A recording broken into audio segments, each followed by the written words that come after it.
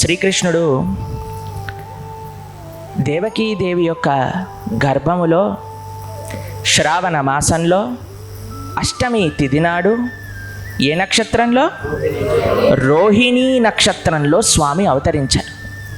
ఎలాంటి స్వామియో తెలుసా అండి? ఎవరికైతే పుట్టుక లేదో అలాంటి స్వామి అవతరించారట.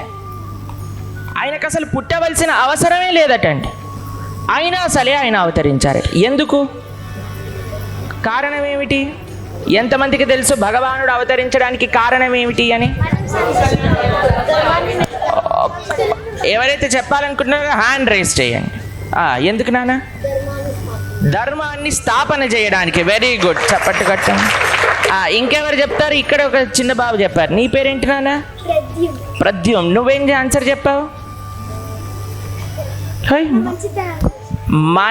మనకి మంచి చెయ్యడానికి భగవానుడు అవతరించాడట. చాలా మంచి ఆన్సర్, ఒకసారి చప్పట్టు కొట్టండి. చెప్పు నాన్న వెనకాల. తన భక్తులని కాపాడుకోవడానికి. వెరీ గుడ్, చాలా మంచి సమాధానం. ఇంకా నాన్న వెనక. ప్రేమ అంటే ఏంటో నేర్పించడానికి. వెరీ గుడ్, చాలా సంతోషం. ఓకే, మనల్ని కాపాడడానికి. ఇంకా కంసుణ్ణి చంపడానికి. ఓకే, మనకి మంచి విషయాలు నేర్పించడానికి. ఎంత చక్కగా చెప్తున్నారండి మా పిల్లలందరూ కూడా. చాలా సంతోషం. మీరు చూడండి, భగవానుడు ఈ అన్ని కారణాల కోసము అవతరించారు.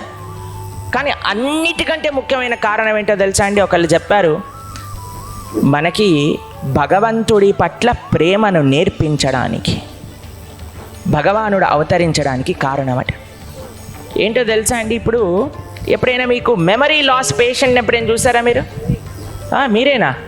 అయ్యో, ఒక విధంగా చూస్తే అవును. ఎందుకంటే మనం భగవంతుణ్ణి మర్చిపోయాం.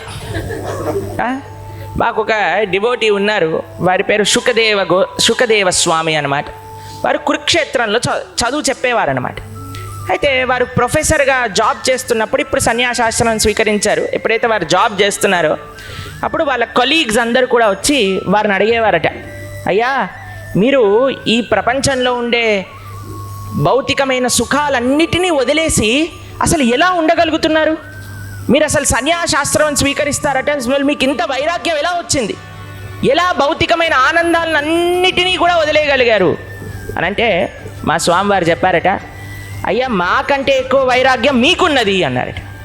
అదేంటండి, మాకెలా వైరాగ్యం ఉన్నది మీకంటే అని అంటే, అందరికంటే ఆనందాన్ని ఇచ్చే కృష్ణుణ్ణి మీరు వదిలేశారు కదా, మీకంటే వైరాగ్యం ఇంకెవరికి ఉండాలి అన్నారట. చూడండి, అంతే కదండి.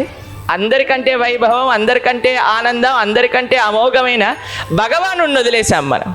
కాబట్టి మీకే పెద్ద వైరాగ్యం, మీకే గొప్ప వైరాగ్యం ఉంది అన్నట్టు అంటేవారు.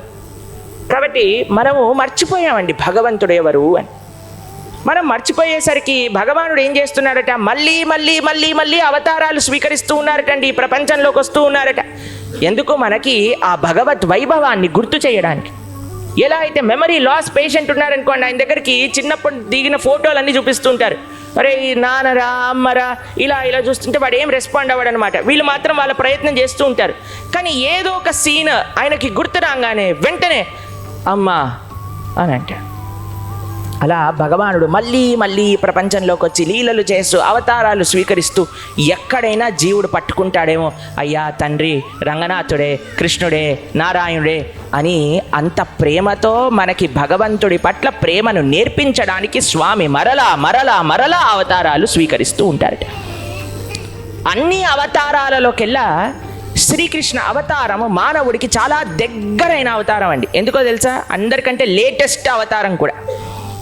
మొన్నే అంటే ఎంతో తెలుసా అండి? 5252వ పుట్టినరోజు కృష్ణుడిది ఈ సంవత్సరం వచ్చే జన్మాష్టమి. 5252 5252వ పుట్టినరోజు భగవానుడిది అన్నమాట. తర్వాత ఇంకొక విషయం చూడండి, భగవానుడు ఎంతో మానవుడి మనసుని రంజింపజేసే రకంగా లీలలు చేశాడండి. అందుకే పిల్లల్ని ఏ లీలలు చెప్పాలనగానే కృష్ణుడు చిన్నప్పుడు లీలలు చెప్పండి అని. ఎందుకు అని అంటే చాలా ఫాస్ట్గా మనసు పట్టేసుకుంటుంది కృష్ణుడి యొక్క లీల. అవునా కదా అండి?